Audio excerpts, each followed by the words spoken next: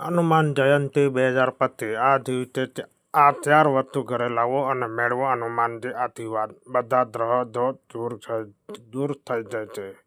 Hanuman Jayanti 2025 12 April ઘરમાં લાવો અને સુખ અને સમૃદ્ધિ. હનુમાનજી જયંતી રામ ભક્તો માટે ખૂબ જ મહત્વની તારીખ છે. આ દિવસે ભગવાન હનુમાનજી જન્મ થયો હતો. આ પાવન તહેવાર 2025 12મો એપ્રિલ ઉજવાશે. ધાર્મિક માન્યતાઓ મુજબ આ દિવસે હનુમાનજી ગ્રહો પૂજા કરવાથી ગ્રહ દોષ દૂર થાય છે અને જીવનની સુખ સમૃદ્ધિ આવે છે. ચાલો જોઈએ કઈ વસ્તુમાં હનુમાનજી જયંતી દિવસમાં ઘરમાં લાવવાથી હનુમાનજી પ્રીત થાય છે. પહેલું છે સિંદૂર. સિંદૂર ખૂબ જ પ્રિય છે કારણ કે એવી ધાર્મિક માન્યતા છે એ જ્યારે નાનું માગીને ચડાવવામાં આવે છે ત્યારે તમારું ભાગ્ય બદલાઈ જાય અને ચડાવવું જોઈએ અને ઘરમાં પણ સિંદૂર રાખવો જોઈએ. તેથી તમારું સૌભાગ્ય વધશે અને તમારી મનની ઈચ્છા બધી પૂરી થાય.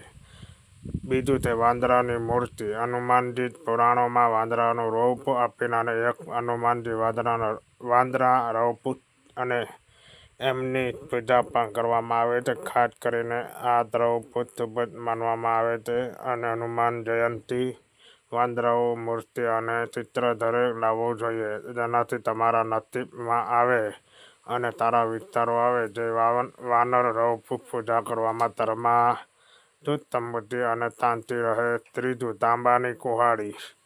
વાસ્તુ દોષ અને ગ્રહ દોષ દૂર કરવા માટે યથાવત જો તમારા ઘરમાં વાસ્તુ દોષ હોય અથવા તમારી કુંડળીમાં ગ્રહ દોષો કારણે સમસ્યા સામનો કરવો પડી રહ્યો હોય તો હનુમાન જયંતી દિવસની નાની તાંબાની કુહાડી લાવીને પૂજા સ્થળ પર મૂકવી જોઈએ. અને ચોથું ગદા.